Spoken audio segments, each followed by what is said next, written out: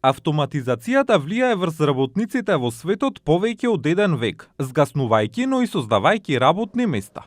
Експертите сега истражуваат за да се предвидат како генеративната вештачка интелигенција или Gen AI ќе го промени начинот на кој работиме.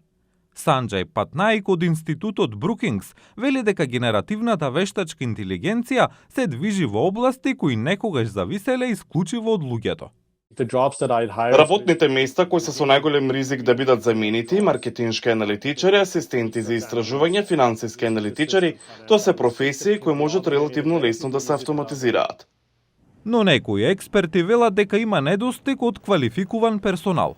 Сузан Билер од Меѓународната федерација за роботика вели дека вештачката интелигенција придонесува во трендот.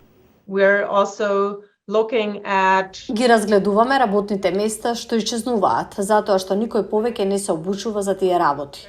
Добар пример за тоа е заварувач. Ние ги користиме роботските решенија за да го надминеме тој проблем и се уште ги извршуваме сите потребни работи за заварување. Абигейл Гилберт од Институтот за иднината на работата вели дека има некои работи што вештачката интелигенција не може да ги прави. Се уште постои силна побарувачка и постојана побарувачка за комуникација, критичко размислување и лидерство во бизнисите. Значи, овие видови на струки остануваат критично важни за пазарот на трудот. И Шон Дейли од Универзитетот во Ниагара вели дека вештачката интелигенција нема да исчезне и еден начин за зачувување на работното место е да станете експерт за вештачка интелигенција.